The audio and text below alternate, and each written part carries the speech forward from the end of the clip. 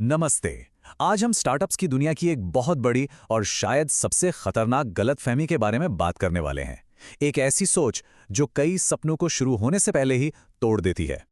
आपने अक्सर ये सलाह सुनी होगी कि एक स्टार्टअप और कुछ नहीं, बस एक बड़ी कंपनी का छोटा सा रूप है। सुनने में तो काफी लॉजिकल लगता है ना, कि बस बड़ी कंपनी जो करती है वही सब छोटे स्केल पर करना है। पर असल में यही तो सबसे बड़ा जाल है। यही वो सोच है जो अनगिनत स्टार्टअप्स को सीधे नाकामी की तरफ धकेल देती है।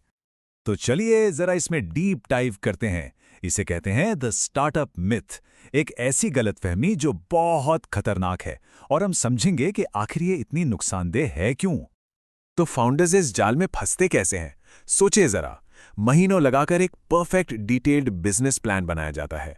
5 साल आगे के फाइनेंशियल फोरकास्ट तैयार किए जाते हैं। सेल्स, मार्केटिंग, सबके लिए अलग अलग डिपार्टमेंट्स और हायरार्की भी बन जाती है। ये सब कुछ कर लिया जाता है, सिवाय उस एक चीज के जो सबसे जरूरी है। ये जानने की कोशिश ही नहीं की जाती कि जो बनाया जा रहा है उसे कोई चाहता भी है या नहीं। यही वो क्लासिक गलती है। तो अगर एक स्टार्टअप एक बड़ी कंपनी का छोटा वर्जन नहीं है, तो फिर आखिर ये है क्या? चलिए स्टार्टअप की एक नई और फ्रैंकली क्रांतिकारी परिभाषा को देखते हैं। तो एक स्टार्टअप असल में क्या है? ये एक अस्थायी संगठन है जिसका एक ही मकसद है, एक ऐसे बिजनेस मॉडल की खोज करना जिसे बार बार दोहराया जा सके और जिसे बड़े पैमाने पर फैलाया जा सके। यहां सबसे जरूरी शब्द है खोज। एक स्टार्टअप किसी बनी बनाई सड़क पर नहीं चलता।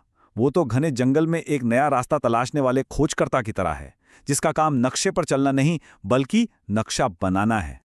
और इसी नई परिभाषा से ना फाउंडर्स के सामने दो बिल्कुल अलग अलग रास्ते खुल जाते हैं। एक है पुराना पारंपरिक रास्ता, प्रोडक्ट डेवलपमेंट, और दूसरा है नया साइंटिफिक तरीका, कस्टमर डेवलपमेंट। इन दोनों में जमीन आसमान का फर्क है। इसे एक शेफ की तरह समझिए।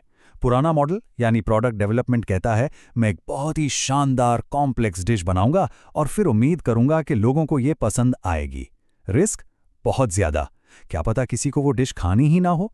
वहीं नया तरीका कस्टमर डेवलपमेंट कहता है, मैं पहले लोगों से पूछूंगा कि उन्हें क्या खाना है, उनकी ज़रूरतें समझूंगा और फिर ठीक वही बनाऊंगा। सारा फोकस मार्केट को समझने पर है, सिर्फ प्रोडक्ट बनाने पर नहीं। पुराने तरीके के बारे में एक बात कही जाती है जो इसे परफेक्टली सम अप करती है। ये एक ऐसा उपन्यास लिखने जैसा है जिसे पढ़ने के लिए किसी ने कहा ही नहीं था। सोचकर देखिए, कितनी मेहनत, कितना पैसा, सब बर्बाद। तो ये कस्टमर डेवलपमेंट प्रोसेस काम कैसे करता है? बहुत सिंपल है। 4 शब्द याद रख लीजिए: खोजो, परखो, बनाओ और फिर बढ़ाओ। पहला, खोजो कि कस्टमर को असल में चाहिए क्या। दूसरा, जो भी आपके अंदाजे हैं उन्हें असली ग्राहकों से फीडबैक लेकर परखो। तीसरा, जो कुछ भी सीखा है उसके आधार पर प्रोडक्ट बनाओ। और चौथा और सबसे जरूरी, बिजनेस को तभी बढ़ाओ जब मार्केट ये साबित कर दे कि आपका आइडिया हिट है। ये नया मॉडल सिर्फ एक प्रोसेस नहीं है। इसके लिए एक बिल्कुल अलग कंपनी कल्चर और सोच की जरूरत होती है। ये कहानी है दो अलग अलग कल्चर्स की। एक है खोज का और दूसरा है अमल करने का।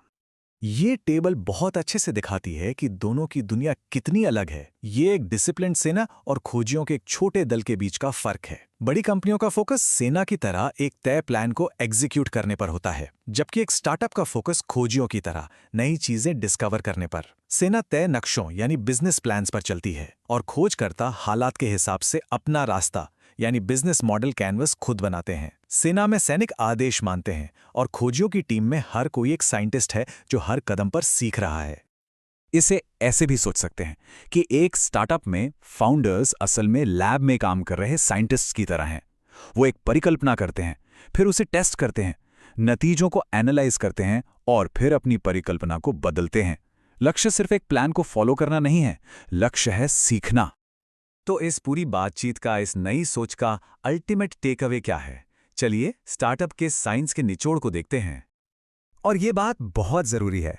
स्टार्टअप की दुनिया में ना परफेक्शन का कोई इनाम नहीं मिलता। इनाम मिलता है अडैप्ट करने का, यानी हालात के हिसाब से ढल जाने का।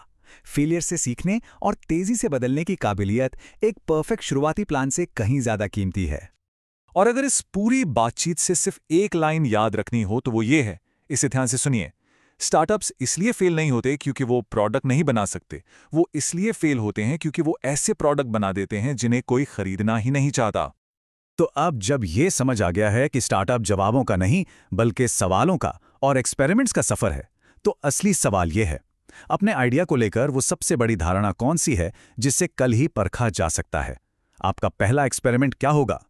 कभी कभी लगता है ना कि हमारे पास एक ऐसा कमाल का आइडिया है जो बस दुनिया बदल देगा।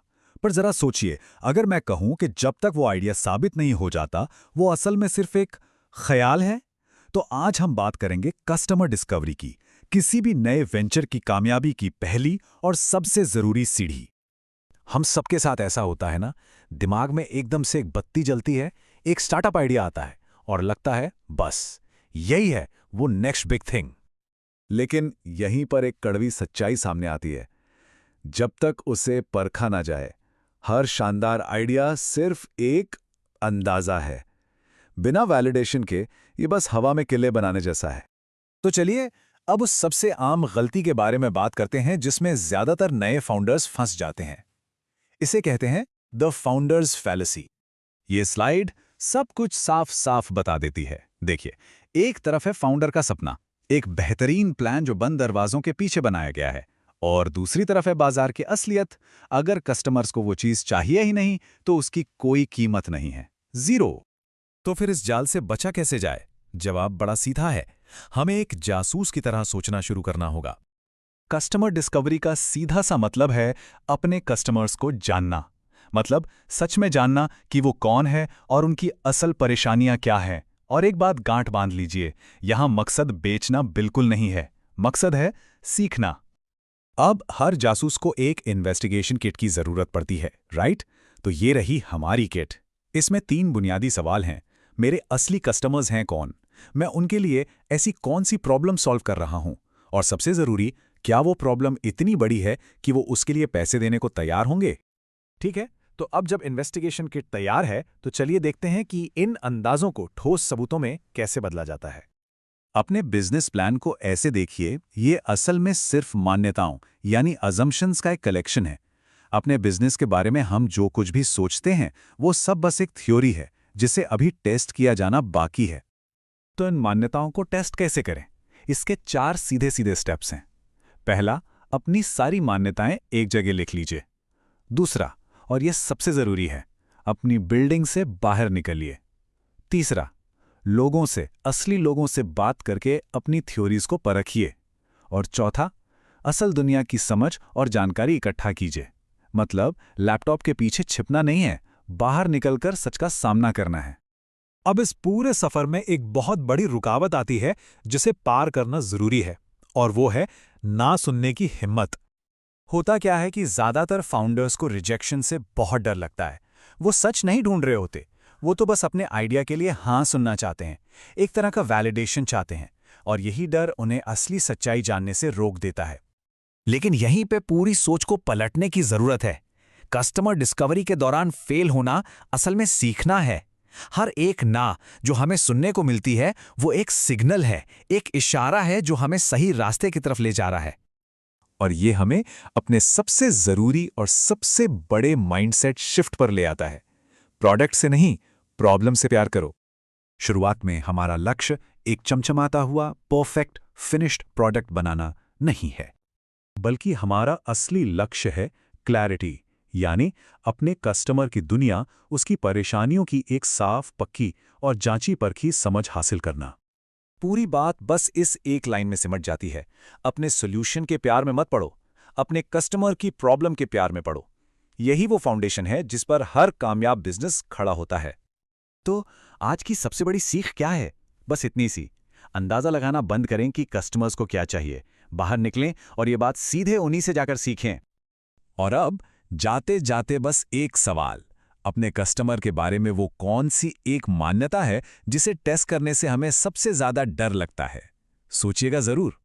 कभी सोचा है क्यों कुछ नए वेंचर्स तो मतलब आसमान छू लेते हैं और ज्यादातर शुरू होने से पहले ही दम तोड़ देते हैं? इसका जवाब देखिए किसी फैंसी टेक्नोलॉजी या बड़े बजट में नहीं है। नहीं, जवाब छुपा है एक बहुत ही सिंपल, बहुत ही बुनियादी सवाल में।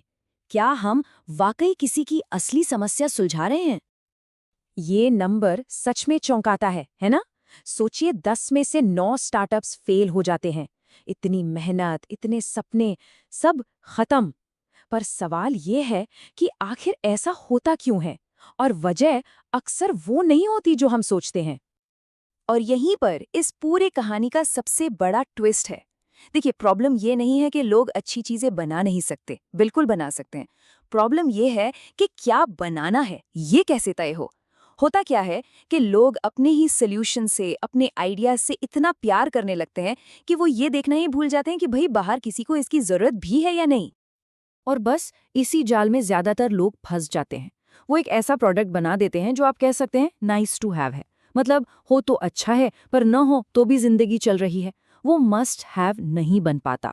वो सोल्यूशन किसी की जिंदगी की एक बड़ी, एक चुभने वाली समस्या का हल नहीं करता। तो फिर इसका सोल्यूशन क्या है, रास्ता क्या है? रास्ता है अपना रोल बदलने में। सिर्फ एक बिल्डर की तरह सोचने से काम नहीं चलेगा। एक इन्वेस्टिगेटर यानी एक जासूस, एक जांचकर्ता की तरह सोचना होगा। चलिए समझते हैं कि इसका असल में मतलब क्या है। फर्क देखिए कितना बड़ा है। एक तरफ है बिल्डर जो अपने आइडिया से प्यार करता है। वो पहले कोडिंग शुरू कर देता है और फिर पूछता है, देखो मैंने ये बनाया, पसंद आया? दूसरी तरफ है इन्वेस्टिगेटर। वो प्रॉब्लम से प्यार करता है। वो पहले बात करता है। उसका सवाल होता है, इस काम में सबसे मुश्किल हिस्सा क्या है? एक वैलिडेशन चाहता है, दूसरा सच्चाई, और बस यहीं से पूरा खेल पलट जाता है। तो एक इन्वेस्टिगेटर के तौर पर पहला काम कोड लिखना नहीं होता। पहला काम होता है एक प्रॉब्लम हाइपोथेसिस बनाना। ये बस एक पढ़ा लिखा अंदाजा है कि लोगों को क्या तकलीफ हो रही होगी। और ये कोई पत्थर की लकीर नहीं है, बिल्कुल नहीं। इसे ऐसे समझिए जैसे रेत पर खींची हुई एक लकीर, जिसे आप कस्टमर से बात करके मिले सबूतों के आधार पर बार बार मिटाएंगे और फिर से बनाएंगे। तो ठीक है, ये जांच पड़ताल होती कैसे है? ये होती है बातचीत से, कस्टमर कॉन्वर्सेशंस के जरिए। पर ये कोई चाय पर होने वाली गपशप नहीं है। इस बातचीत का एक बहुत ही साफ मकसद है, कस्टमर के असली दर्द को, उसकी असली तकलीफ को समझना। और यहाँ सही सवाल पूछना किसी जादू की तरह है, जैसे कि इस काम को करने में सबसे मुश्किल क्या लगता है, या अभी इस प्रॉब्लम को कैसे सॉल्व करते हैं, या फिर सोचिए अगर ये प्रॉब्लम कल गायब हो जाए तो क्या बदलेगा। ये सवाल हाँ या ना में जवाब नहीं मांगते। ये लोगों को अपनी कहानी बताने पर मजबूर करते हैं, अपनी फ्रस्ट्रेशंस बताने पर, और इन्हीं कहानियों में असली प्रॉब्लम छिपी होती है। तो एक बात बिल्कुल साफ कर लेते हैं, इन कॉन्वर्सेशंस का गोल अपने आइडिया के लिए तारीफ बटोरना नहीं है, बिल्कुल नहीं। गोल है सच्चाई खोद कर निकालना। क्या प्रॉब्लम सच में इतनी दर्दनाक है, इतनी बार होती है, या इतनी महंगी पड़ती है कि लोग उसके सल्यूशन के लिए अपना कीमती वक्त और पैसा खर्च करने को तैयार हो जाएं? और सच बताऊं, सच्चाई पोलाइट जवाबों में नहीं मिलती, वो मिलती है इमोशंस में। जब कोई कहता है हाँ ये आइडिया अच्छा है, तो वो बस पोलाइट हो रहा है, इसका कोई मतलब नहीं है। लेकिन जब किसी की आवाज में आपको फ्रस्ट्रेशन, गुस्सा या एक अर्जेंसी सुनाई दे, तो समझ जाइए कि आपने एक असली दुखती रग पर हाथ रख दिया है। इस पूरी सोच को, इस पूरे अप्रोच को एक बहुत ही सिंपल पर पावरफुल प्रिंसिपल में बांधा जा सकता है। एक ऐसा गाइडिंग प्रिंसिपल जो हमेशा सही रास्ते पर रखने में मदद करेगा। और ये एक ऐसा नियम है जिसे हर सक्सेसफुल फाउंडर, चाहे वो जाने या अनजाने में, फॉलो जरूर करता है। इसे ध्यान से सुनिए। ताला देखने से पहले चाबी डिजाइन मत करो। बस इस एक लाइन में पूरी फिलॉसफी छुपी है। यहाँ पर कस्टमर की प्रॉब्लम है ताला और आपका प्रोडक्ट है चाबी। अब सोचिए, जब तक ताले को, मतलब कस्टमर की प्रॉब्लम को अच्छी तरह से, हर एंगल से, अंदर बाहर से समझ नहीं लिया जाता, तब तक उसके लिए सही चाबी यानी सही प्रोडक्ट बन ही नहीं सकता। वरना होता ये है कि हम बस हवा में अलग अलग चाबियां बनाते रहते हैं और उम्मीद करते हैं कि कोई ना कोई तो फिट हो ही जाएगी। तो आखिर में बात घूम फिरकर एक ही जगह आती है। सक्सेस की असली नींव किसी ब्रिलियंट आइडिया या नई टेक्नोलॉजी में नहीं है, नहीं, इसकी नींव कहीं और ही है। देखिए, ग्रेट स्टार्टअप्स इन्वेंशन पर नहीं, इनसाइट्स पर बनते हैं। और ये इनसाइट, ये गहरी समझ आती कहाँ से है? ये आती है लोगों को ध्यान से सुनने से, उनकी दुनिया को समझने से, और उनकी प्रॉब्लम को सच में महसूस करने से। असली कॉम्पिटिटिव एडवांटेज यही है। तो फाउंडर का मंत्र क्या होना चाहिए? वो ये है, fall in love with the problem not the solution. मतलब अपने प्रोडक्ट से नहीं, उस समस्या से प्यार करो जिसे हल करने निकले हो, क्योंकि जब प्रॉब्लम को लेकर जुनून होगा तो बेस्ट सोल्यूशन तो निकल ही आएगा। देखिए, जितनी बड़ी प्रॉब्लम सॉल्व होगी, फेल होने का चांस उतना ही कम हो जाएगा। ये सोच फेलियर के डर को एक अपॉर्चुनिटी में बदल देती है। ये याद दिलाती है कि काम सिर्फ कुछ बनाना नहीं है, बल्कि किसी की जिंदगी को बेहतर बनाना है। तो सवाल ये नहीं है कि क्या बनाना है, सवाल ये है कि ऐसी कौन सी प्रॉब्लम है जिससे प्यार किया जाए। नमस्कार। अगर कोई शानदार आइडिया दिमाग में है, तो असली सवाल ये नहीं है कि उसे बनाएं कैसे। असली सवाल तो ये है कि क्या उसे बनाना भी चाहिए। आज हम इसी पहेली को सुलझाने वाले हैं। तो चलिए शुरू करते हैं। तो सबसे पहले हम बात करेंगे उस एक गलती की जो सही प्रोडक्ट बनाने के चक्कर में होती है। पता है, ये एक ऐसा जाल है जिसमें अच्छे अच्छे नए लोग, नए फाउंडर्स फंस ही जाते हैं। तो एक सवाल खुद से पूछना बनता है, क्या बस एक प्रोडक्ट बनाया जा रहा है या फिर वो सही वाला प्रोडक्ट बनाया जा रहा है। देखने में एक जैसा लगे, पर इन दोनों में जमीन आसमान का फर्क है। और पता है, यही वो मोड़ है जहां ज्यादातर फाउंडर्स और क्रिएटर्स रास्ता भटक जाते हैं।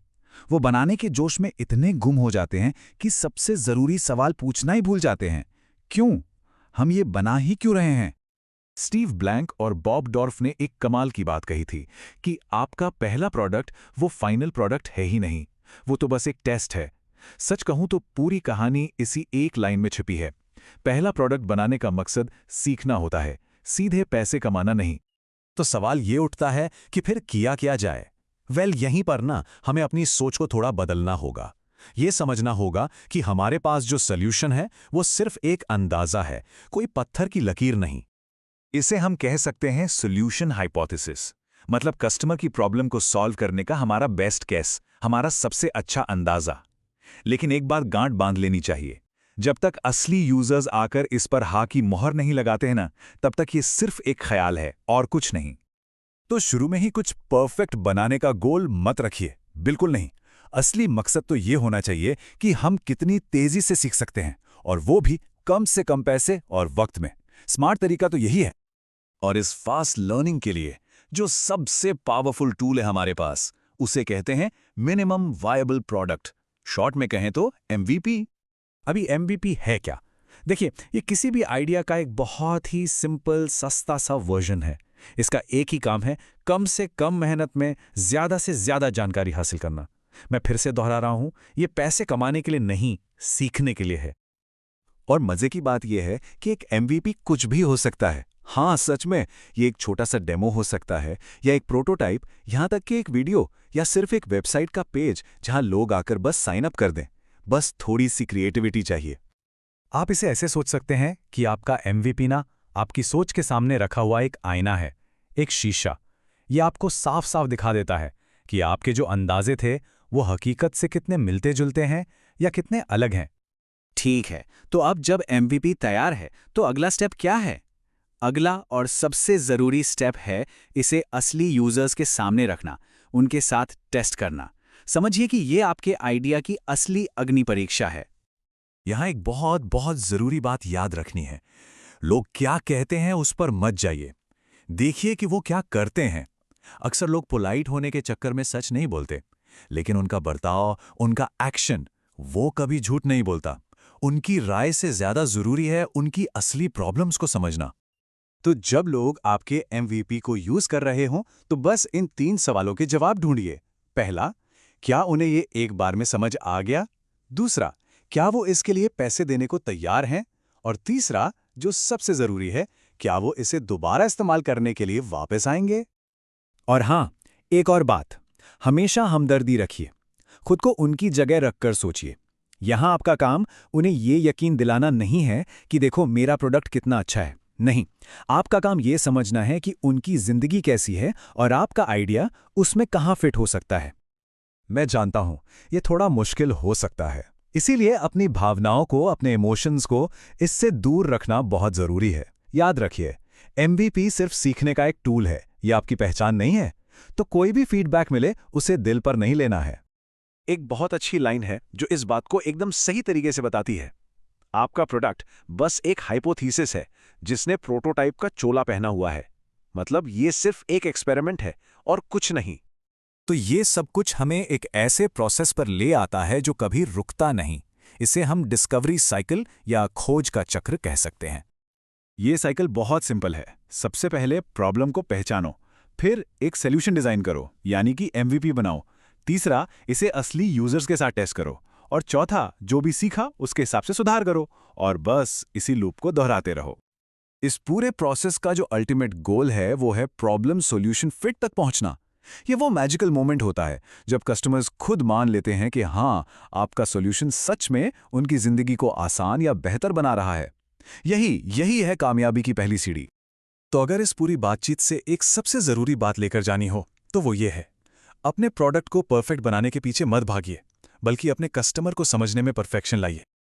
तो जाते जाते एक सवाल मैं सबके लिए छोड़कर जा रहा हूं। सोचिए, वो सबसे छोटा, सबसे आसान एक्सपेरिमेंट क्या हो सकता है जो आपके आइडिया के सबसे बड़े अंदाजे को, सबसे बड़े अजम्पशन को टेस्ट कर सके। इस पर जरूर सोचिएगा। एक बेहतरीन आइडिया होना एक बात है, लेकिन उसे एक सफल बिजनेस में बदलना, ये हर फाउंडर का सबसे बड़ा सपना भी है और सबसे मुश्किल काम भी। तो कैसा होता है ये सफर? चलिए समझते हैं। बस यही वो एक सवाल है जो डिसाइड करता है कि कोई स्टार्टअप उड़ान भरेगा या फिर जमीन पर ही रह जाएगा। और आज हम इसी सवाल की जड़ तक पहुंचेंगे। देखिए, किसी भी स्टार्टअप की जर्नी में ना एक बहुत बड़ा टर्निंग पॉइंट आता है। उसे कहते हैं कस्टमर वैलिडेशन। ये वो स्टेज है जहां कागज पर बना आपका बिजनेस मॉडल पहली बार असली दुनिया की कसौटी पर कसा जाता है। जरा सोचकर देखिए, एक शानदार आइडिया और एक कामयाब बिजनेस, इन दोनों में जमीन आसमान का फर्क है। आइडिया तो बस एक चिंगारी जैसा है।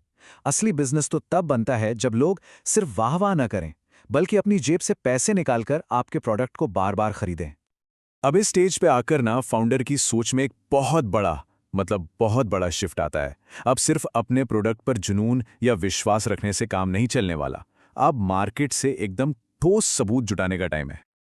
कोई आपके प्रोडक्ट को पसंद करे और कोई उसके लिए पैसे दे, इन दोनों बातों में बहुत बड़ा अंतर है। तारीफ सुनना किसे अच्छा नहीं लगता, लेकिन असली परीक्षा तो तब होती है जब कोई अनजान इंसान अपनी मेहनत की कमाई आपके प्रोडक्ट पर खर्च करने को तैयार हो जाए। और बस यहीं से असली टेस्ट शुरू होता है। क्या दोस्तों, रिश्तेदारों के सर्कल से बाहर के लोग, यानी कि अजनबी, आपके प्रोडक्ट के लिए पैसे देने को तैयार हैं? अगर इसका जवाब हाँ है, तो समझ लीजिए कि एक सपना हकीकत बन रहा है। इस स्टेज पर अपने स्टार्टअप को ना एक लैब की तरह देखना चाहिए। हर एक सेल, हर एक डेमो कॉल और हर एक लैंडिंग पेज, ये सब एक छोटा सा एक्सपेरिमेंट है। और इन सारे एक्सपेरिमेंट्स का मकसद सिर्फ एक है, डेटा इकट्ठा करना। ये समझना कि कस्टमर आखिर खरीद क्यों रहा है। और जब आप ये सारे एक्सपेरिमेंट कर रहे होते हैं ना, तो असल में आप एक सेल्स रोड मैप बना रहे होते हैं। ये वो नक्शा है जो आपको बताएगा कि आपके बिजनेस को भरोसे के साथ लगातार ग्राहक कैसे मिलेंगे। तो सवाल ये है कि भाई, ये सेल्स रोड मैप आखिर है क्या चीज? इसको ना एक रेसिपी की तरह सोचिए। एक ऐसी रेसिपी जिसे बार बार इस्तेमाल करके एक ही जैसा टेस्टी नतीजा पाया जा सकता है।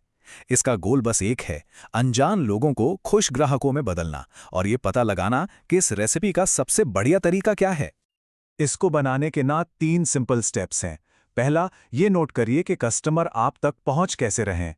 दूसरा, वो खरीदने से पहले क्या-क्या सवाल पूछते हैं या उन्हें क्या हिचकिचाहट होती है। और तीसरा, वो कौन सी एक बात है जो उन्हें खरीदने का फैसला लेने पर मजबूर कर देती है। पर यह रोडमैप इतना जरूरी है क्यों? क्योंकि जैसा कि कहा गया है, अराजकता को बढ़ाने से केवल असफलता कई गुना बढ़ जाती है। बिना एक तय रास्ते के आगे बढ़ने का मतलब है सिर्फ कंफ्यूजन को बढ़ाना। इसलिए बड़े लेवल पर जाने से पहले एक भरोसेमंद प्रोसेस का होना बहुत जरूरी है। अब इतने सारे एक्सपेरिमेंट्स और डेटा इकट्ठा करने के बाद हर फाउंडर की लाइफ में वो मोमेंट ऑफ ट्रूथ आता है। ये वो टाइम है जब इमोशंस को साइड में रखकर सिर्फ सबूतों के आधार पर एक बड़ा फैसला लेना होता है। और वो फैसला बस 2 चीजों के बीच होता है, पिवट या पर्सिवियर। मतलब, क्या बिजनेस मॉडल में एक बड़ा बदलाव करने का टाइम आ गया है, या फिर क्या मौजूदा मॉडल इतना मजबूत है कि इसी पर आगे बढ़ाया जाए। तो ये फैसला ना 2 ऑप्शंस पर आकर रुकता है। अगर डेटा ये बता रहा है कि आपका मॉडल काम नहीं कर रहा, तो आप पिवट करते हैं, यानी अपनी स्ट्रैटेजी में कोई बड़ा बदलाव लाते हैं। हो सकता है आप अपने ग्राहक बदल दें या अपनी कीमत। लेकिन अगर डेटा आपके मॉडल को सही साबित कर रहा है, तो आप परसिवियर करते हैं, यानी उसी रास्ते पर पूरे कॉन्फिडेंस से आगे बढ़ते हैं। यहाँ एक बात गांठ बांध लेनी चाहिए, पिवट करना कोई हार नहीं है, बल्कि ये इस बात का सबूत है कि आप मार्केट से मिले फीडबैक को सुनकर उसके हिसाब से खुद को बदल रहे हैं, जो कि एक बहुत ही स्मार्ट मूव है। तो जब आप कस्टमर वैलिडेशन के इस पूरे प्रोसेस को कामयाबी से पार कर लेते हैं, तब जाकर आपके बिजनेस की एक मजबूत नींव तैयार होती है। इस पड़ाव को पार करने के बाद ना आपके हाथ में सिर्फ एक आइडिया नहीं होता, बल्कि 3 बहुत कीमती चीजें होती हैं। एक ऐसा मार्केट जो सच में आपका प्रोडक्ट चाहता है, एक ऐसा प्रोडक्ट जिसके लिए लोग खुशी खुशी पैसे देते हैं, और एक ऐसा सेल्स मॉडल जो आपके बिजनेस का ग्रोथ इंजन बन सकता है। और ये स्लाइड ना इस पूरी जर्नी का सार है।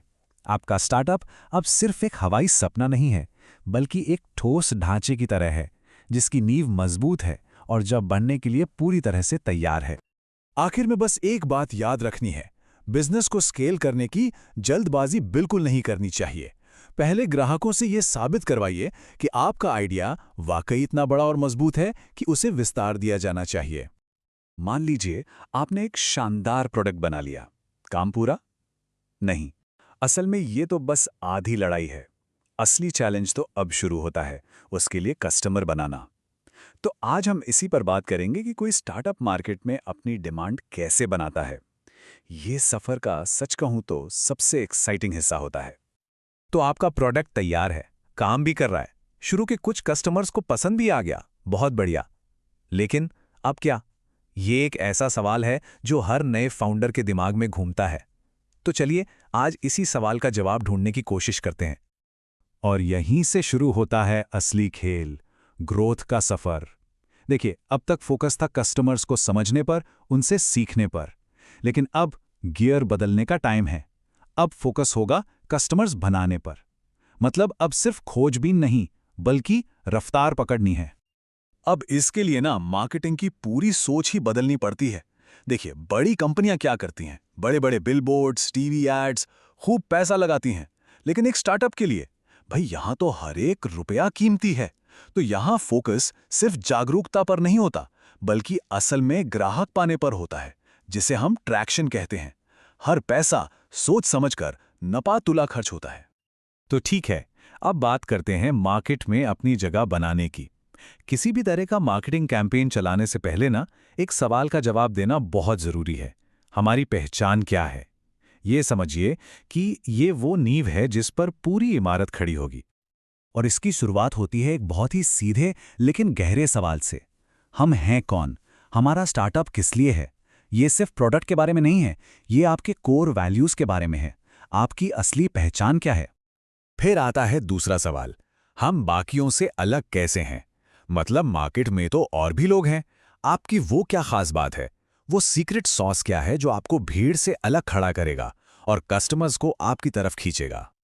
और फिर आता है तीसरा और शायद सबसे जरूरी सवाल, कोई हम पर भरोसा ही क्यों करे? देखिए, ये बात सिर्फ प्रोडक्ट बेचने की नहीं है, ये एक रिश्ता बनाने की है। क्योंकि दिन के आखिर में ट्रस्ट ही तो सब कुछ है ना? तो जब इन तीनों सवालों के जवाब मिल जाते हैं, तो उसे ही कहते हैं मार्केट पोजीशनिंग। ये मार्केट में आपके स्टार्टअप की एक क्लियर पहचान है। ये बताता है कि आप किसके लिए हैं, उनकी क्या प्रॉब्लम सॉल्व कर रहे हैं, और आपका ब्रांड उनसे क्या इमोशनल वादा करता है। और एक बात साफ है, अगर ये पोजीशनिंग मजबूत नहीं हुई, तो स्टार्टअप शोर में कहीं गुम हो जाएगा। चलिए, अब आते हैं लॉन्च पर। ज्यादातर लोग लॉन्च को कैसे सोचते हैं? किसी बड़ी फिल्म के प्रीमियर जैसा, है ना? ढोल नगाड़े, बड़ी पार्टी। नहीं, स्टार्टअप का लॉन्च ऐसा नहीं होता। ये एक साइंटिफिक एक्सपेरिमेंट की तरह होता है, छोटे छोटे स्मार्ट टेस्ट की एक सीरीज। इस एक्सपेरिमेंटल लॉन्च के ना 3 सिंपल स्टेप्स हैं। पहला, एक बहुत स्पेसिफिक कस्टमर ग्रुप को टारगेट करो, सबको नहीं, सिर्फ एक को। दूसरा, उनके लिए एक दमदार कहानी बनाओ और सही चैनल चुनो। और तीसरा, नतीजों को देखो, जो चीज काम कर रही है उस पर और जोर लगाओ। बस असल मकसद उन कुछ चैनलों को ढूंढना है जो आपको सबसे लॉयल कस्टमर देते हैं।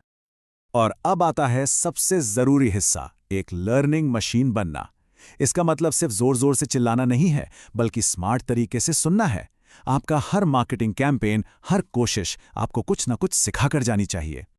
तो ये सीखने के लिए ना कुछ खास नंबर्स पर नजर रखनी पड़ती हैं, जैसे कि एक कस्टमर को लाने में कितना पैसा लगा, इसे कहते हैं CAC यानी कस्टमर एक्विजिशन कॉस्ट, और वो कस्टमर पूरी लाइफ में आपको कितना बिजनेस देगा, यह है LTV यानी लाइफ टाइम वैल्यू। सच बताऊं तो ये नंबर्स आईने की तरह हैं, जो आपको बताते हैं कि आपकी मेहनत रंग ला भी रही है या नहीं। और एक बात हमेशा याद रखनी है, अगर कोई कैंपेन नहीं चला तो वो फेलियर नहीं है, वो फीडबैक है। वो आपको बता रहा है कि क्या नहीं करना है। तो इस फीडबैक को लीजिए और अपनी अगली स्ट्रैटेजी को और स्मार्ट बनाइए।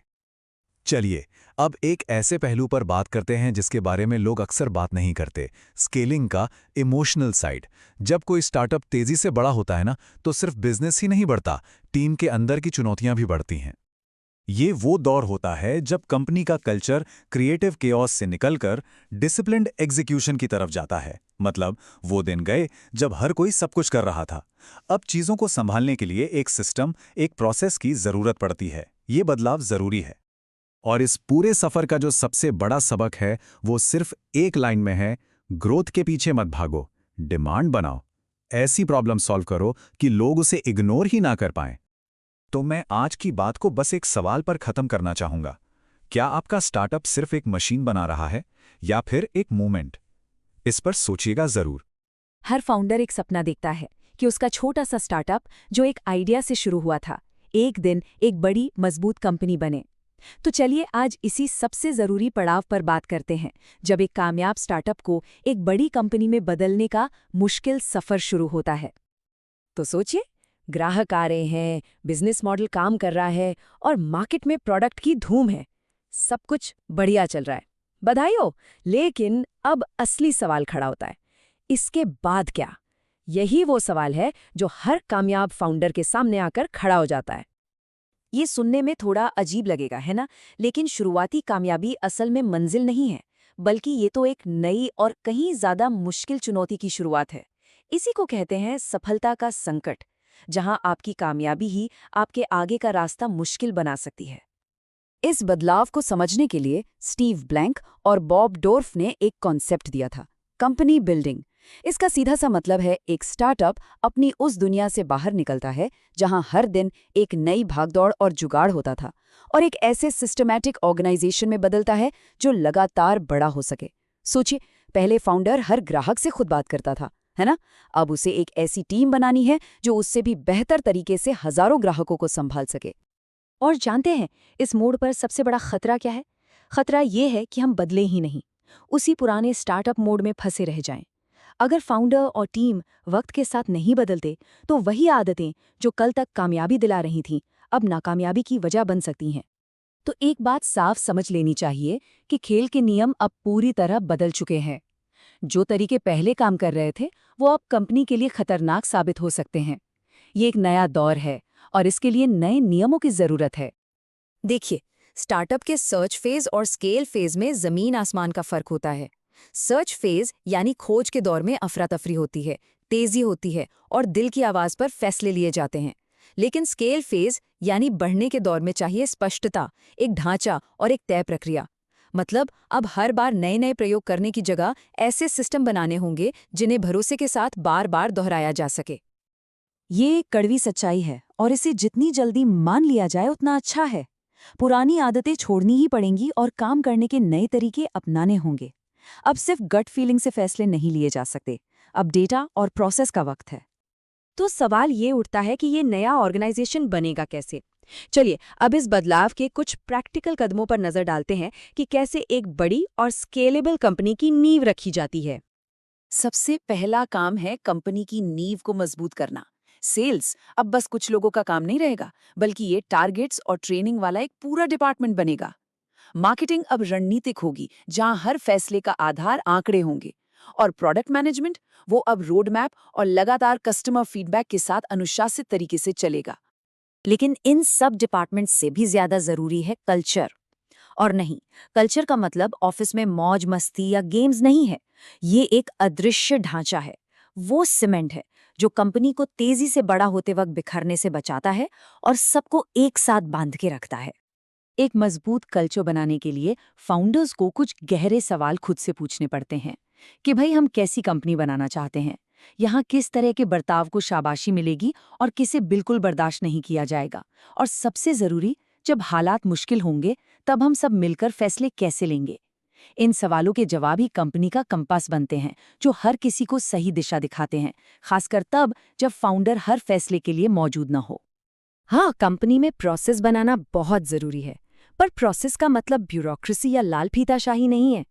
यहाँ मकसद है टीम के लिए एक हाईवे बनाना, ताकि वो तेजी से एक ही दिशा में आगे बढ़ सकें, न कि हर कदम पर स्पीड ब्रेकर लगाना जो उनकी क्रिएटिविटी को ही रोक दें। प्रोसेस का काम मदद करना है, रुकावट डालना नहीं।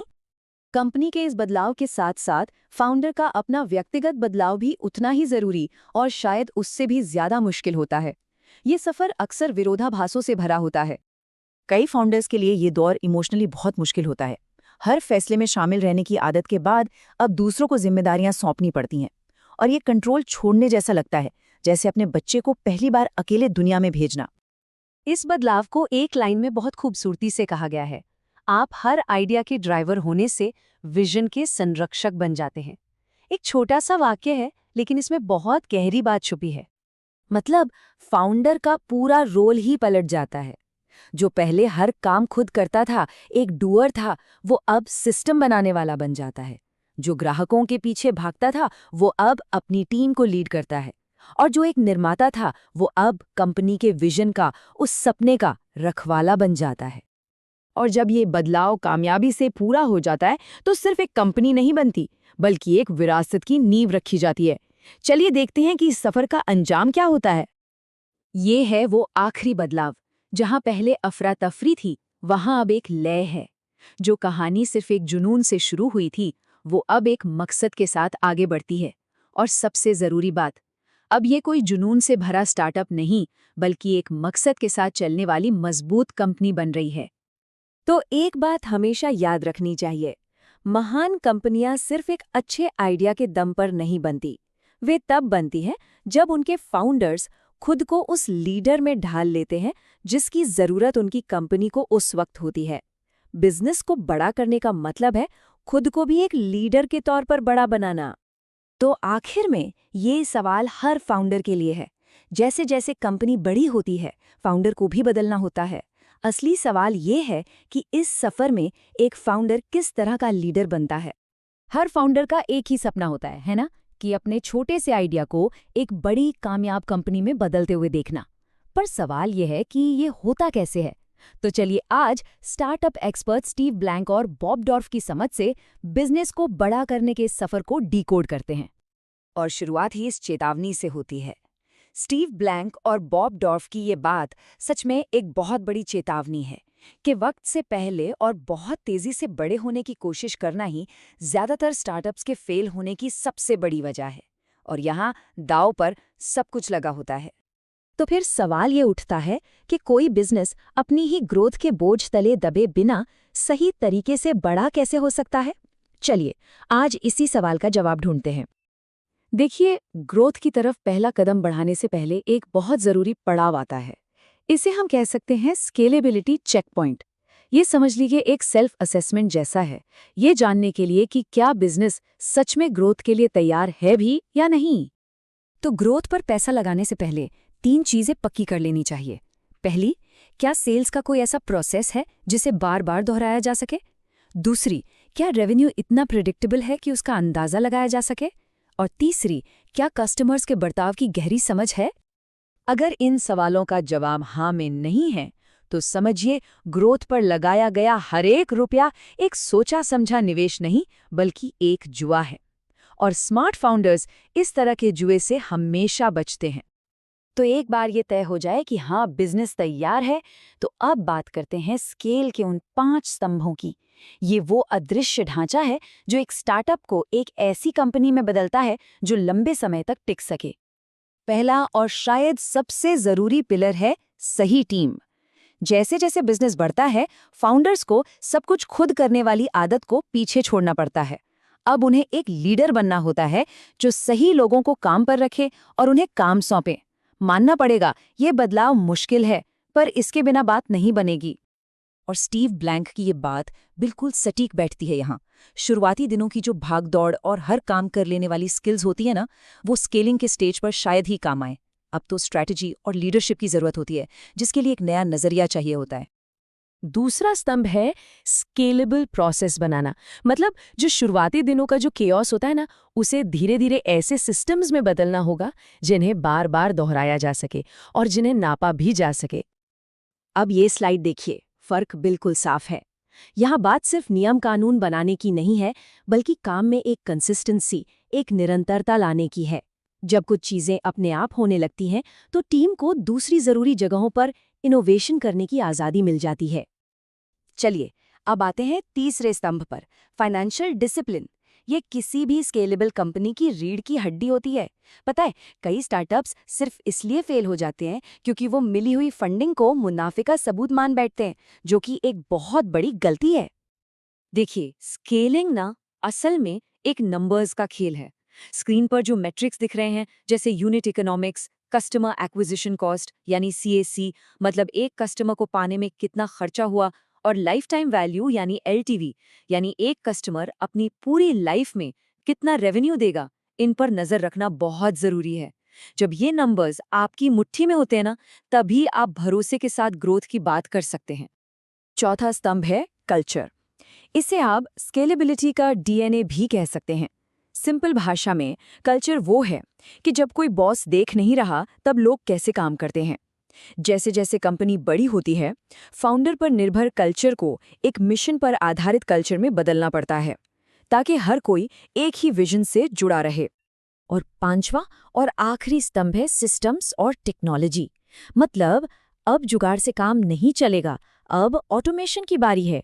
सही टूल्स और डैशबोर्ड एक बढ़ती हुई कंपनी के नर्वस सिस्टम की तरह काम करते हैं, जिससे हर प्रोसेस पारदर्शी बनता है, उसे नापा जा सकता है और उसमें सुधार भी किया जा सकता है। तो इन 5 पिलर्स को समझने के बाद अब एक बहुत बड़े बदलाव को समझने की कोशिश करते हैं। ये सफर है एक बिजनेस मॉडल को खोजने से लेकर उसे बड़े पैमाने पर लागू करने तक का। ये स्लाइड इन 2 फेज के बीच का अंतर बिल्कुल साफ कर देती है। पहले फेज में मकसद होता है सीखना और अपने आइडिया को वैलिडेट करना, लेकिन स्केलिंग के दौरान मकसद उस साबित हो चुके मॉडल को तेजी से ग्रो और बेहतर करना बन जाता है। मतलब खेल के नियम ही बदल जाते हैं। लेकिन हाँ, इस सारे सिस्टम और एग्जीक्यूशन के बीच में एक बात हमेशा याद रखनी है, अपने कस्टमर्स से सीखना कभी बंद नहीं करना है। कामयाब कंपनियां एक्सपेरिमेंट करना बंद नहीं करती, वो बस इसे और ज्यादा सिस्टमैटिक तरीके से करती हैं। तो आखिर में इस पूरी बातचीत का असली मकसद क्या है? देखिए, असली लक्ष्य सिर्फ एक बड़ी कंपनी बनाना नहीं है, बल्कि एक ऐसी कंपनी बनाना है जो वक्त की कसौटी पर खरी उतरे। और ये कोट पूरी कहानी का सार है। स्केलिंग का असली मतलब सिर्फ साइज बढ़ाना नहीं है, बल्कि एक ऐसा मजबूत संगठन बनाना है जो टिकाऊ हो और लंबे समय तक चले। असली इम्तिहान तो यही है। तो आखिर में बस एक बात, अगर इस पूरी चर्चा से कोई एक चीज लेकर जानी है, तो वो ये है, ग्रोथ के पीछे मत भागिए, बल्कि उस ग्रोथ को संभालने के लिए खुद को और अपनी कंपनी को मजबूत बनाइए। सोचिए, हर स्टार्टअप का ना एक ही सपना होता है, रातों रात हिट होना नहीं, बल्कि सालों साल टिके रहना। बदलते बाजार में बढ़ते कंपटीशन के बीच कुछ कंपनियां हैं जो हमेशा आगे रहती हैं। तो आज हम इसी के राज को समझने की कोशिश करेंगे कि आखिर ये कंपनियां लंबी दौड़ जीतती कैसे हैं। तो सबसे बड़ा सवाल यही है कि एक स्टार्टअप बड़ा कैसे हो बिना अपनी पहचान खोए। ये एक ऐसी पहेली है जिसका सामना हर फाउंडर को करना ही पड़ता है। मतलब एक तरफ ग्रोथ है और दूसरी तरफ वो जुनून जिसने सब कुछ शुरू किया था। चलिए आज इसी को सुलझाते हैं। स्टीव ब्लैंक और बॉब डॉर्फ की ये लाइन ना सब कुछ कह देती है। इनोवेशन कोई एक बार की जाने वाली चीज नहीं है, ये एक कंपनी की धड़कन है। मतलब कुछ नया करने की जो आग है, वो किसी कंपनी की हार्ट बीट है। जब तक ये धड़कन चल रही है, कंपनी जिंदा है, और जिस दिन ये धड़कना बंद, समझ लीजिए कंपनी का अंत शुरू हो गया। तो चलिए सबसे पहले इस विरोधाभास को समझते हैं।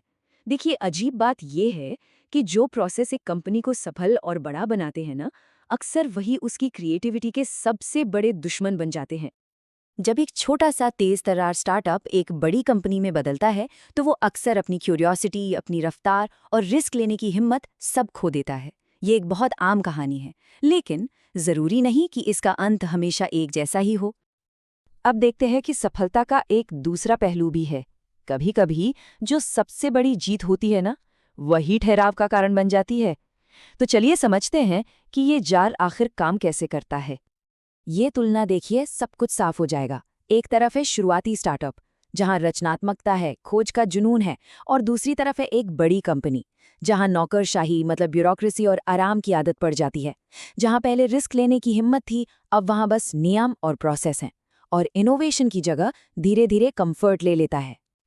तो फिर इसका इलाज क्या है? अगर ग्रोथ एक जाल है, तो इससे बाहर कैसे निकले? देखिए, समाधान का पहला हिस्सा कंपनी की सोच, उसकी माइंडसेट में छिपा है। इसे हम मानसिकता का इंजन कह सकते हैं, वो इंजन जो सब कुछ चलाता है। लंबी दौड़ के लिए किसी भी कंपनी को इन 3 सांस्कृतिक पिलर्स पर खड़ा होना होगा। सबसे पहले, स्टार्टअप वाली भावना को जिंदा रखना।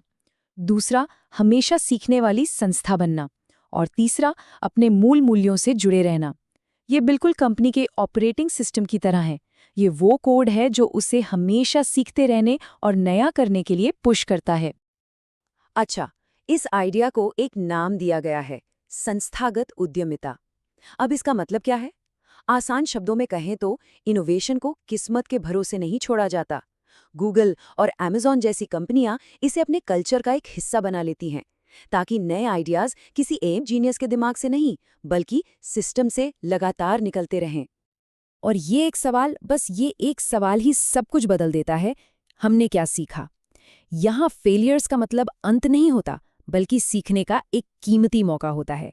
और जब हर गलती एक सबक बन जाती है, तो कंपनी हर दिन, हर प्रोजेक्ट के साथ और बेहतर और मजबूत होती जाती है। ठीक है, तो सोच तो हो गई। ये तो हुआ कंपनी का सॉफ्टवेयर, पर इसे अमल में कैसे लाएं? अब हम बात करेंगे समाधान के दूसरे हिस्से की, यानी कंपनी के हार्डवेयर की, उसके ऑपरेशनल ब्लूप्रिंट की, जो इस सोच को हकीकत में बदलता है। एक मजबूत संगठन बनाने के लिए ये 3 कदम उठाने होंगे। नंबर 1, लगातार सुनें। अपने कस्टमर्स की खोज कभी बंद न करें, क्योंकि बाजार तो वही है। नंबर 2, शक्ति का वितरण करें, मतलब हर लेवल पर लीडर्स तैयार करें ताकि फैसले तेजी से हों। और तीसरा और सबसे जरूरी, 2 इंजन चलाएं, आज के काम और कल की तैयारी के बीच एक सही बैलेंस बनाएं। ये लाइन बहुत गहरी है। आपका बाजार आपके संगठन चार्ट से ज्यादा तेजी से बदलता है। मतलब बाजार किसी की योजनाओं या मीटिंग्स का इंतजार नहीं करता, वो तो लगातार बदलता है। और अगर आप लगातार अपने कस्टमर्स को नहीं सुन रहे हैं, तो आप पक्का पीछे रह जाएंगे, चाहे आप कितने भी बड़े क्यों ना हों। लंबी रेस जीतने वाली कंपनी को एक साथ 2 इंजन चलाने पड़ते हैं। एक है एग्जीक्यूशन इंजन। ये वो इंजन है जो आज का बिजनेस चलाता है, जो सुनिश्चित करता है कि सब कुछ ठीक से चलता रहे। और दूसरा है इनोवेशन इंजन। इसका काम है बिना किसी डर के भविष्य के लिए नए रास्ते, नए प्रोडक्ट्स और नए मॉडल खोजना। तो इन सब बातों से हम इस नतीजे पर पहुंचते हैं कि एक स्थायी कंपनी होने का असली मतलब क्या है। ये सिर्फ साइज में बड़ा होना या ज्यादा पैसा कमाना नहीं है। असली मतलब है लगातार विकसित होते रहने की क्षमता। एक कंपनी कोई स्थिर बेजान चीज नहीं है। ये एक सिस्टम है जो सीखता है, खुद को माहौल के हिसाब से ढालता है और समय समय पर अपना नया आविष्कार करता है। ये किसी पत्थर की इमारत की तरह नहीं, बल्कि एक जिंदा पेड़ की तरह है। और यही इस पूरी बातचीत का सार है। एक महान कंपनी सिर्फ बड़ी नहीं होती, वो विकसित होती है, वो सीखती है और हर बदलाव से आगे निकल जाती है। असली महानता इसी क्षमता में है। ऐसी कंपनियां ही हर तूफान का सामना कर पाती हैं। तो आखिर में एक सवाल है जो हर लीडर को खुद से पूछना चाहिए। क्या आपका संगठन सिर्फ टिकने के लिए बना है या फिर सीखने के लिए? क्योंकि इसी एक सवाल का जवाब आपके संगठन का भविष्य तय करेगा। नमस्कार, आज हम बात करेंगे उद्यमिता के सफर के बारे में। ये सिर्फ एक कंपनी बनाने की कहानी नहीं है, नहीं, ये उससे कहीं ज्यादा है। ये तो खुद को बनाने, खुद को गढ़ने की एक यात्रा है। तो चलिए इस दिलचस्प सफर की शुरुआत करते हैं। हर बड़े सफर की शुरुआत होती है एक आइडिया से, है ना? एक ऐसी चिंगारी जो बस मन में सुलगती रहती है और बाहर आने के लिए बेचैन होती है। और जानते हैं, यही जुनून होता है जो एक उद्यमी को उसका पहला, सबसे मुश्किल कदम उठाने पर मजबूर कर देता है। हम सब स्टार्टअप शब्द बहुत सुनते हैं, आजकल तो हर कोई सुनता है। पर क्या ये सिर्फ एक नई कंपनी का नाम है या फिर इसका कोई गहरा मतलब भी है? आज हम इसी सवाल की तह तक जाने की कोशिश करेंगे। अच्छा, जब स्टार्टअप की दुनिया के बड़े बड़े दिग्गजों को सुना जाता है तो एक बात साफ होती है, उनका लक्ष्य सिर्फ पैसा कमाना या एक कंपनी खड़ी करना नहीं था। वो कुछ और बनाने की बात कर रहे थे। और वो चीज थी एक मजबूत किरदार। जी हाँ, कैरेक्टर। स्टार्टअप शुरू करना असल में ना खुद को तराशने जैसा है। हर चुनौती जो आती है वो आपको पहले से कहीं ज्यादा मजबूत बनाकर जाती है। तो पहला सेक्शन है एक बिजनेस से कहीं ज्यादा। यहां हम ये समझने की कोशिश करेंगे कि एक उद्यमी का जुनून असल में होता क्या है। और ये बातें हम नहीं बल्कि स्टीव ब्लैंक और बॉब डॉर्फ जैसे दिग्गज कहते हैं। देखिए, उद्यमिता कोई 9 से 5 की नौकरी नहीं है। ये एक जुनून है, एक तरह की दीवानगी है, दुनिया की किसी बड़ी समस्या को सुलझाने की जिद और अपनी एक छाप छोड़ जाने का जज्बा। तो सवाल ये है कि स्टार्टअप है क्या आखिर? देखिए, ये कोई बनी बनाई कंपनी नहीं है, ये तो एक खोज है, एक सफर है, एक ऐसे कामयाब और टिकाऊ बिजनेस मॉडल की तलाश जो लंबे समय तक चल सके। और इसकी सबसे बड़ी पहचान वो है अनिश्चितता। चलिए अब आते हैं दूसरे सेक्शन पर, शुरुआत करने की मानसिकता। इसमें हम देखेंगे कि एक फाउंडर की सोच, उसका नजरिया बाकी लोगों से अलग कैसे होता है। और ये सिर्फ कहने की बात नहीं है, सच में जो सफल फाउंडर्स होते हैं ना, वो वाकई दुनिया को एक बिल्कुल अलग नजरिए से देखते हैं। उनका समस्याओं को सुलझाने और जोखिम उठाने का अंदाज सबसे हटकर होता है। ये जो अंतर है ना, ये बड़ा दिलचस्प है। सोचिए, जहां एक आम इंसान के लिए कोई समस्या एक दीवार है, एक रुकावट है, वहीं एक फाउंडर के लिए वो एक पहेली है जिसे सुलझाने में मजा आता है। जहां किसी के लिए असफलता का मतलब है सब खत्म, वहीं फाउंडर के लिए उसका मतलब है सीखने का एक और मौका। स्टीव ब्लैंक इसे गलतियों से सीखना कहते हैं। ये पूरा एक चक्र है। सोचिए, पहले एक आइडिया को आजमाया, वो काम नहीं किया, मतलब फेल हो गया। फिर ये सीखा कि वो फेल क्यों हुआ, और फिर उसी सीख को इस्तेमाल करके एक बेहतर आइडिया बनाया। तो ये हार कहाँ हुई? ये तो तरक्की है। और यही सोच, यही नजरिया एक उद्यमी की सबसे बड़ी ताकत होती है। हर नतीजा एक सबक लेकर आता है। उनके लिए ना हार जैसी कोई चीज होती ही नहीं, या तो जीत होती है या फिर सीख, बस। अब आते हैं तीसरे सेक्शन पे, जुनून और अनुशासन का मेल, मतलब जोश और अनुशासन। चलिए देखते हैं कि कुछ भी बड़ा और टिकाऊ बनाने के लिए इन दोनों का संतुलन क्यों इतना जरूरी है। देखिए, जुनून वो चीज है जो बड़े सपने देखने की हिम्मत देता है। मान लीजिए ये गाड़ी का ईंधन है, लेकिन सिर्फ ईंधन से गाड़ी नहीं चलती। अनुशासन वो इंजन है जो उस गाड़ी को मंजिल तक लेकर जाता है। इसका मतलब क्या हुआ? मतलब ये कि लगातार अपने आइडियाज को परखते रहना और जहां जरूरत पड़े वहां बदलने से भी नहीं हिचकना। चौथा सेक्शन है बैलेंस शीट से परे। अब हम बात करेंगे मुनाफे और आंकड़ों से आगे की। बात करेंगे उस विरासत की जो एक उद्यमी अपने पीछे छोड़ जाता है। सफर में एक पड़ाव ऐसा जरूर आता है जब हर उद्यमी एक पल को रुककर सोचता है कि मैं सब जो कर रहा हूं इसका असली मकसद क्या है। और ये एक ऐसा सवाल है जो उनके पूरे सफर की दिशा बदल सकता है। क्या मैं सिर्फ एक प्रोडक्ट बना रहा हूं, या बस एक कंपनी, या फिर मैं कुछ ऐसा बना रहा हूं जो इन सबसे कहीं बड़ा है? और बस यहीं से अपनी विरासत बनाने का ख्याल जन्म लेता है। एक सच्ची विरासत वो सिर्फ बैंक बैलेंस के नंबरों में नहीं दिखती, नहीं, वो दिखती है उन नौकरियों में जो पैदा हुई, उन समुदायों में जिन्हें ताकत मिली, और उन छोटे बड़े बदलावों में जो लोगों की जिंदगी में आए। ये एक ऐसी कहानी बन जाती है जो बनाने वाले के जाने के बाद भी हमेशा जिंदा रहती है। तो असली पैमाना दौलत नहीं है, बल्कि ये है कि आपका काम दूसरों के कितना काम आया। और जब कोई उद्यमी इस मुकाम पर पहुंचता है तो उसकी एक जिम्मेदारी भी बनती है कि वो अपना ज्ञान, अपने अनुभव अगली पीढ़ी को दे और पूरे सिस्टम को और मजबूत बनाए। और अब हम आ गए हैं पांचवें और आखिरी सेक्शन पर। इसका नाम है अंतिम उत्पाद आप खुद। चलिए इस अंदरूनी बदलाव की यात्रा को समझते हैं। ये जो स्टार्टअप बनाने का पूरा सफर है ना, ये उथल पुथल से भरा होता है। ये किसी तपस्या से कम नहीं है, सच में। और ये प्रक्रिया आपको अंदर से ऐसा तराशती है कि आपका एक बेहतर, एक मजबूत संस्करण सामने आता है। इस सफर में इंसान विनम्रता सीखता है, धैर्य रखना सीखता है और छोटी छोटी चीजों के लिए आभारी होना सीखता है। यह सफर आपको अपने डरों का सामना करने और अपनी ही बनाई हुई हदों को पार करने की हिम्मत देता है। तो ये सिर्फ एक बिजनेस की कहानी नहीं है, ये तो खुद को खोजने की एक यात्रा है। याद रखिए, आप सिर्फ एक स्टार्टअप नहीं बना रहे होते, आप उस इंसान को गढ़ रहे होते हैं जो स्टार्टअप को लीड करने के काबिल हो। एक लीडर, एक विजनरी, एक मजबूत इंसान। तो उद्यमिता का असली मकसद सिर्फ कुछ बनाना नहीं, बल्कि खुद कुछ बनना है। ये बाहरी दुनिया से ज्यादा एक अंदरूनी यात्रा है। तो सबसे अहम सवाल ये नहीं है कि कोई क्या बनाएगा, बल्कि ये है कि इस सफर के अंत में वो कौन बनेगा। इस पे जरूर सोचिएगा।